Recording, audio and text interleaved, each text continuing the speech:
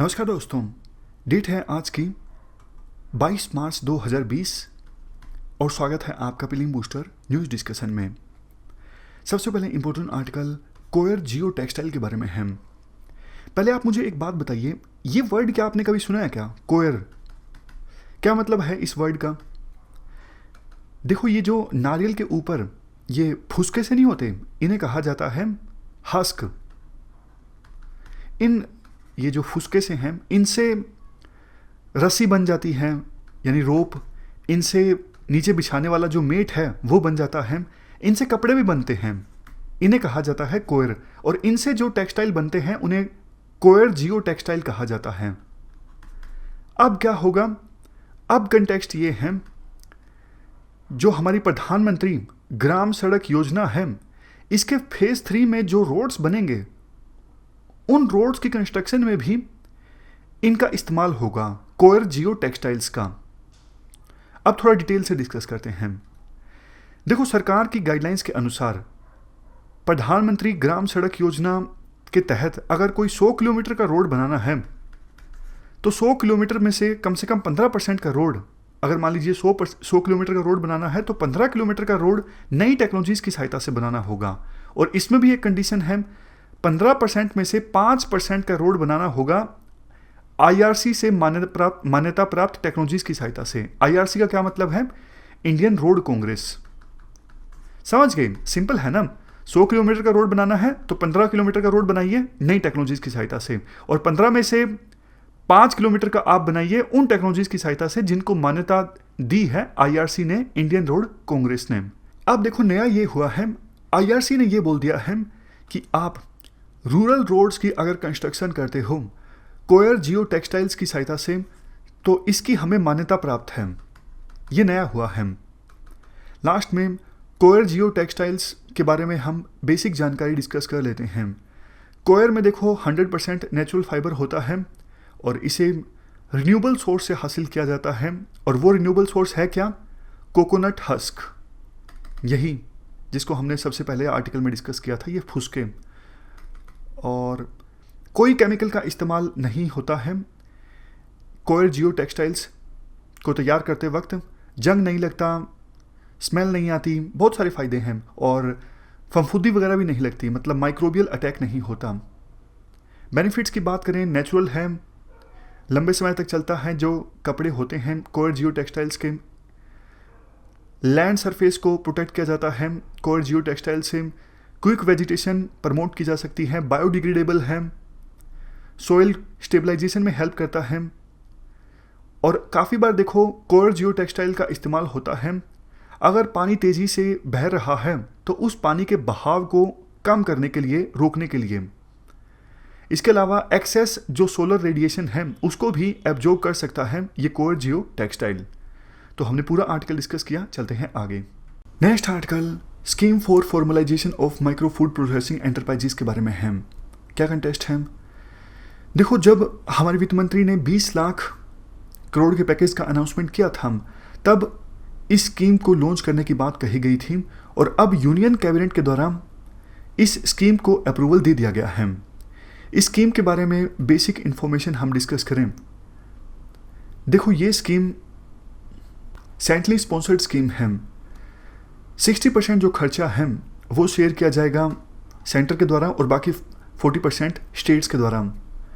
Almost 2 lakh micro enterprises को credit link subsidies मिलेगी इस स्कीम की सहायता से। वो माइक्रो एंटरप्राइजेस जो फूड प्रोसेसिंग के सेक्टर में काम करती हैं।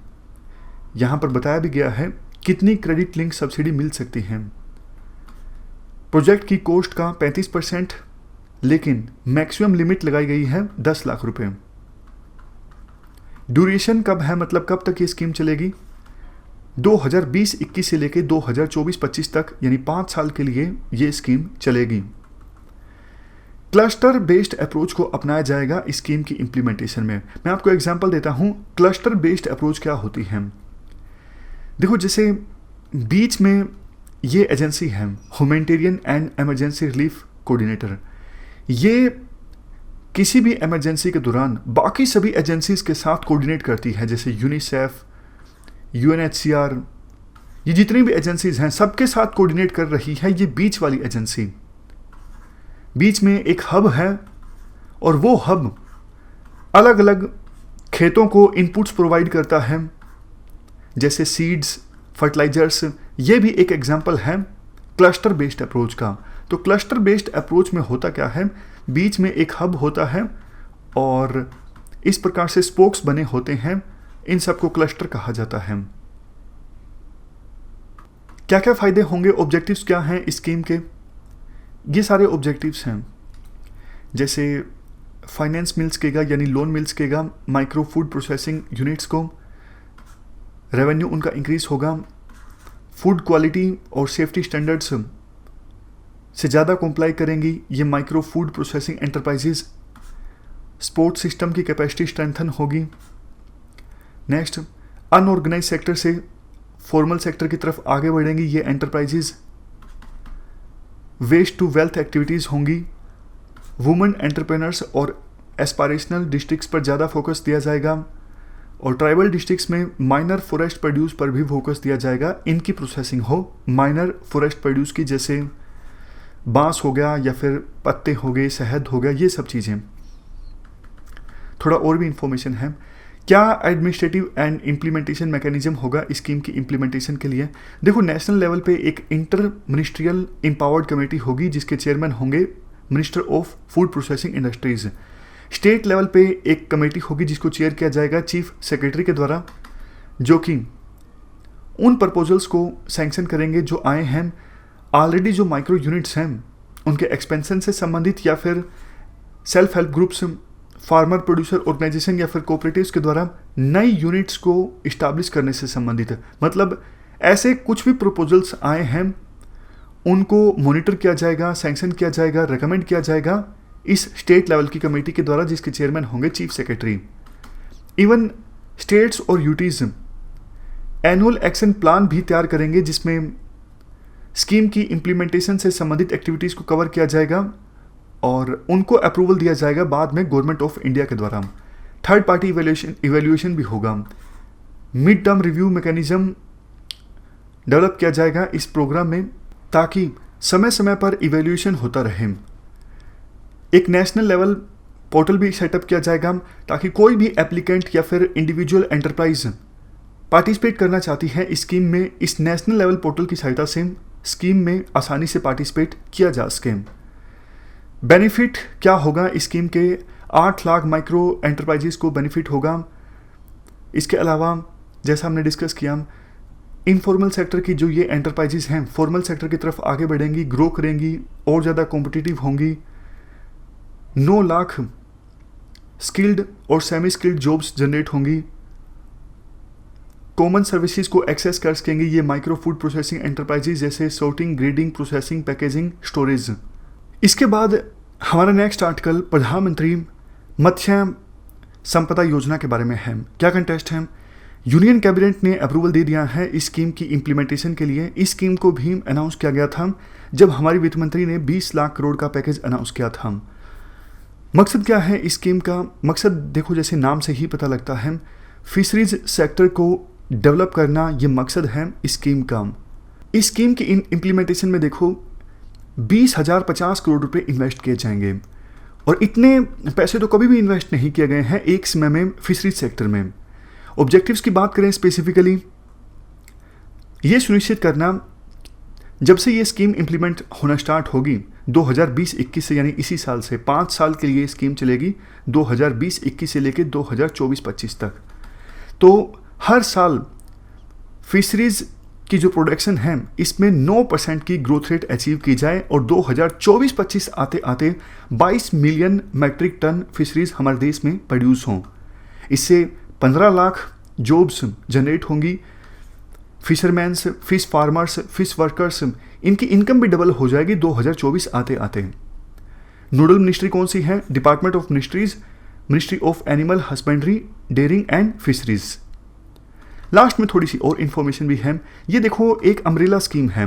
इस स्कीम के 2 कंपोनेंट हैं, एक सेंट्रली स्पॉन्सर्ड स्कीम है और दूसरा सेंट्रली सेक्टर स्कीम है। इस स्कीम की इम्प्लीमेंटेशन में स्टेट्स और यूटीज का एक्टिव पार्टिसिपेशन होगा।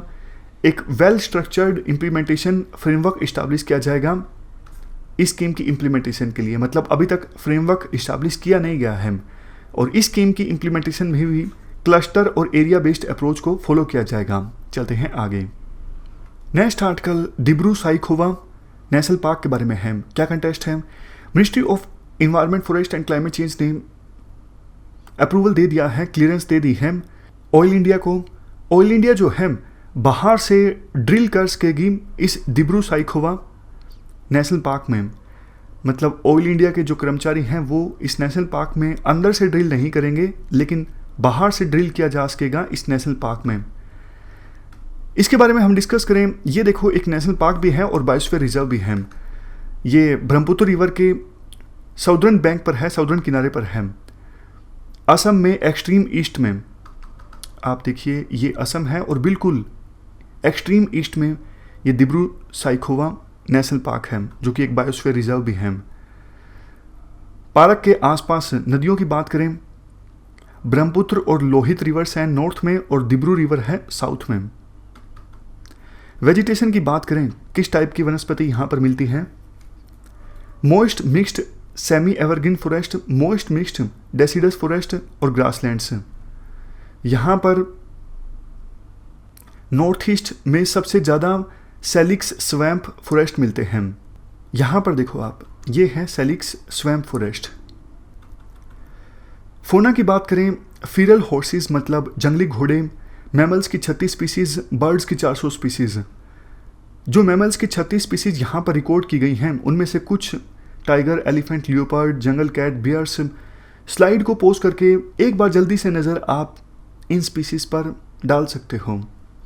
चलते हैं आगे। Last article emergency credit line guarantee scheme के बारे में है। क्या कंटेस्ट है? एमएसएमईज और मुद्रा बोरोअर्स के लिए सरकार ने इस स्कीम को अप्रूवल दे दिया है। इस स्कीम में होगा क्या? वो एमएसएमईज जो अभी फ़िलहाल देखो ख़राब सिचुएशन से गुजर रही हैं कोविड-19 की महामारी के कारण, उनको एक्स्ट्रा क्रेडिट प्रोवाइड किया जाएगा ताकि वो इस ख़राब सिचुएशन जो है इससे निपट सकें। इससे मार्केट में जो लिक्विडिटी है यानी मनी का जो फ्लो है वो इंक्रीज़ होगा। फ़ायदा होगा 45 लाख एमएसएमईज को। टोटल 3 लाख करोड़ का जो लोन है वो डिसबर्स किया जाएगा इस स्कीम के थ्रू। ड्यूरेशन क्या है इस स्कीम की इम्प्लीमेंट करने की? आने वाले 4 सालों में ये 3 लाख करोड़ का क्रेडिट प्रोवाइड किया जाएगा एमएसएमईज को और मोराटोरियम होगा 1 साल का प्रिंसिपल अमाउंट पर। क्या मतलब है इस चीज़ का? इस चीज़ का सिंपल मतलब देखो ये है, जितने समय का मोराटोरियम है उतने समय के लिए जो बोरोअर है मतलब जिसने उधार लिया है उसको रीपेमेंट की आवश्यकता नहीं होती। मान लीजिए आपने एजुकेशन लोन लिया है और प्रोविज़न ये है कि जैसे ही आपने पढ़ाई ख़त्म की उसके बाद 1 साल का मोराटोरियम है और मोराटोरियम ख़त्म होने के बाद आपकी रीपेमेंट स्टार्ट हो जाएगी। 1 साल का मोराटोरियम इसलिए दिया है पढ़ाई ख़त्म होने के बाद क्योंकि काफ़ी बार अब जिनकी कॉलेज में प्लेसमेंट हो गई तो ठीक है, हालांकि उनका भी मतलब ज्वाइनिंग लेटर तो लेट आता है ना। जुलाई में आपका सेमेस्टर ख़त्म हो गया आखिरी, ऐसा तो नहीं है कि जिस डेट को आपका एग्ज़ाम ख़त्म हुआ अगले दिन ही आपको जॉब ज्वाइन करने के लिए बुला लिया जाएगा। नहीं, ज़्यादातर स्टूडेंट्स को जॉब ढूंढनी पड़ती है। आज के समय में हमारी सिचुएशन ऐसी है और जिन लोगों की कॉलेज में प्लेसमेंट हो जाती है उनका भी ज्वाइनिंग लेटर लेट से आता है। तो वक्त दिया जाता है बैंकों के द्वारा स्टूडेंट्स को कि पढ़ाई ख़त्म होने के बाद 1 साल का मोराटोरियम है, 1 साल तक आपको रीपेमेंट नहीं करनी है, लेकिन उसके बाद आपकी रीपेमेंट स्टार्ट हो जाएगी लोन की। तो ये मतलब होता है मोराटोरियम का। जितने समय का मोराटोरियम होता है उतने समय के लिए बोरोअर को रीपेमेंट करने की आवश्यकता नहीं होती। एलिजिबिलिटी की बात करें, वो एमएसएमईज जिन्होंने अभी तक 29 फरवरी 2020 तक 25 करोड़ का लोन लिया है, जिनका एनुअल टर्नओवर 100 करोड़ तक है, ऐसी एमएसएमईज एलिजिबल हैं इस स्कीम के लिए।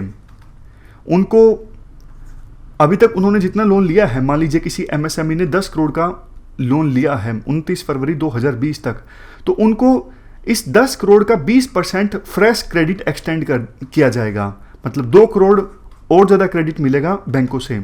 अब आपके दिमाग में क्वेश्चन ये आया होगा कि बैंक ऐसी एमएसएमईज को लोन देंगे क्यों जिन्होंने ऑलरेडी इतना इतना लोन ले रखा है, जो स्ट्रेस से गुजर रही हैं? क्योंकि सरकार ने गारंटी दी है, वही तो ये स्कीम है, emergency credit line guarantee scheme.